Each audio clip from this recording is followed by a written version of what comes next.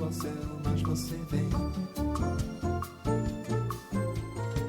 Vamos a repasar los objetivos de la fotobiomodulación macular. Y estos van a depender de la patología que queramos tratar, porque la fotobiomodulación macular no es privativa de la degeneración macular en las fases iniciales o intermedias, sino que se ha extendido a otras patologías como la maculopatía diabética o también la serosa central. Entonces, en los niños estamos viendo unos primeros intentos de contener la miopía con luz roja, de los cuales queremos contribuir a alertaros para los que de vosotros se hubiera pasado desapercibida la reciente bibliografía. Nosotros hemos utilizado mucho la fotobiomodulación actual en la recuperación de la agudeza visual tras una cirugía de mácula, membrana epirretiniana o desprendimiento de retina. En casos aislados de retinitis pigmentosa sí que se ha documentado cierta utilidad y nosotros en algunos casos aisladamente sí que lo hemos podido certificar. Finalmente, hemos visto algún efecto en glaucomas a propósito de concomitancia con otras patologías. De las modalidades conocidas de fotobiomodulación, de las actualmente vigentes, persiste la luz roja, que fue pionera en su estimulación leve mitocondrial y reducción de radicales libres. Luego, la luz infrarroja cercana, de 800 o de 780 a 850, mejorando la circulación coriocapilar. La luz amarilla en la reducción de los mediadores inflamatorios, interleuquinas, TNF-alfa, estimulación de la bomba del epitelio pigmentario. Y luego antes hemos mencionado el endpoint management como forma pionera o económica para quien no quiera dispersarse en miles de aparatos de un intento de aproximación a alguna de las utilidades de la fotobiomodulación actual. El láser nanopulsado va a ser descrito por mi colega, el doctor Orduna, y finalmente el compendio de algunas de estas tres primeras luces, roja, infrarroja cercana y amarilla, en el aparato Lumitera, que fue el pionero y ahora asumido por Alcon, y luego la LLT de la PBM de Expansione, ahora asumida por Essilor. Nosotros, que fuimos de los pioneros también en los tratamientos infraumbrales, en las indicaciones que hemos discutido anteriormente, rápidamente, evitando las lesiones que hemos comentado con la utilización de los láseres en patrón, hemos procedido primero a adoptar el ELEX, el 2RT, para la intervención en lo que son formas de degeneración macular incipiente y media. Al tratamiento con el láser 2RT ELEX, posiblemente el doctor Orduna nos pueda comentar el daño que le hizo un editorial del Ophthalmology a propósito de los casos que tenían pseudodusas reticulares y desaconsejaba firmemente su utilización. En aquellos momentos se entendió también como una primera resistencia de la industria farmacéutica que tal vez en cliché tendimos a pensar que se repetía en el caso de la utilización de métodos físicos sin consumo farmacológico para afrontar en el futuro otras patologías. En este caso veis el terminal de Valeda, que es con el paciente sentado, la Lumitera Valeda, y un aparato del que tal vez tengáis un conocimiento más parcial y en cuyo desarrollo hemos participado, que es la versión europea de fotobiomodulación, en este caso aplicada con una sucesión de dos máscaras.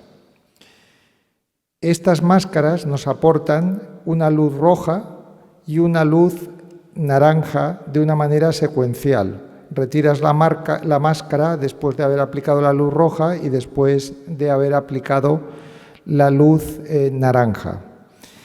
carece de la luz infrarroja cercana que sí tiene el Lumitera. Y en algún estudio comparativo preliminar que hemos realizado, financiado por nuestra propia clínica, y que nos ha costado prácticamente 2 años de realizar tratamientos gratuitamente a todo el que pasara por ahí, o sea, altamente desaconsejable, sí que hemos visto algún pequeño perfil que nos esperaremos a poder confirmar en el futuro de la trascendencia de la utilización de 2 o 3 longitudes de onda biomoduladores.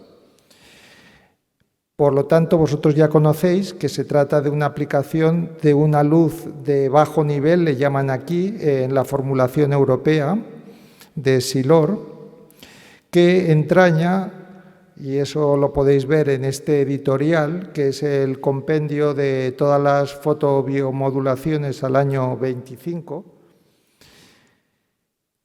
como un afrontamiento de estimulación del daño mitocondrial sobre el cual vamos a incidir.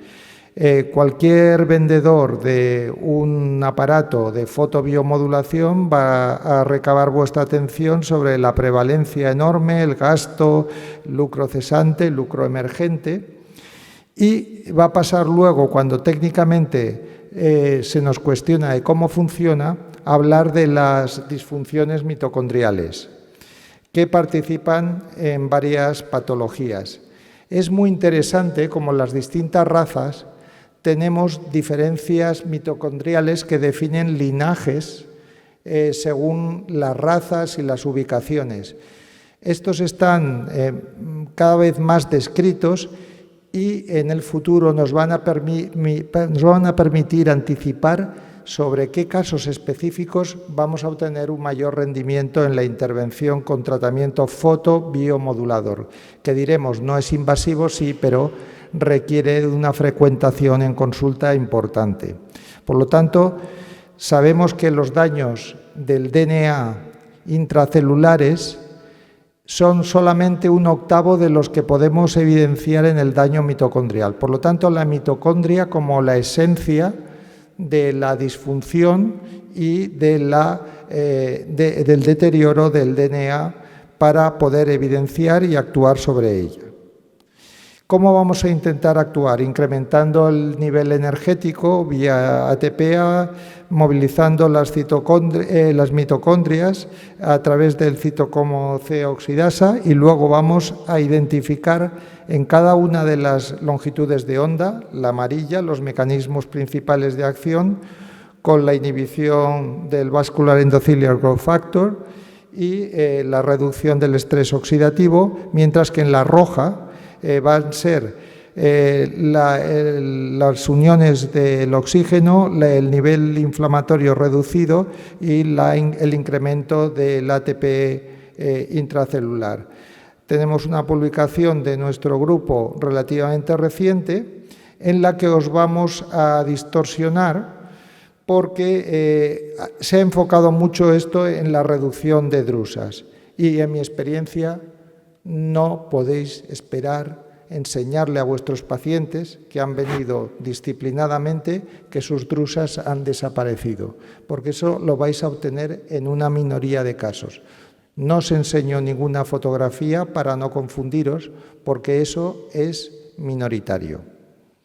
Sí que aumenta la perfusión coriocapilar, si bien depende de cómo la midamos, puede ser más o menos objetable. Y finalizar alertando sobre el uso de luces rojas en la prevención de la progresión de la miopía infantil, ya que se han detectado alteraciones en el espesor macular y foveal y alteraciones microvasculares reversibles si se para a tiempo y acompañados con unos depósitos subfoveales que han sido reportados hace 15 o 20 días. En resumen, el 2RT, del que hablará mi colega, tiene un papel en nuestras manos para disminuir la frecuentación. Lo hacemos anual o bianualmente. En la DMAI intermedia vamos a utilizar la Lumitera o esta nueva modalidad europea y sí que podemos obtener en una proporción de casos cierta mejoría, cierta ganancia visual en el primer año. Luego, en el edema macular diabético, para mí la lumitera no me ha funcionado. Y en postcirugía macular y la retiniana, o bien la PBM en cualquiera de sus modalidades, lumitera o el aparato de expansione. Hemos de alertar entonces que la fotobiomodulación es de utilidad ya presente. Empieza a ser aceptada por la comunidad científica, pero tiene un déficit de estudios de evidencia clínica y de seguridad. Tiene más potencial cuanto más temprana sea la fase y vamos a ver en el futuro, y esto es una anticipación, mezclar tratamientos que ya no serán fotobio, sino serán electrobio, etcétera, etcétera.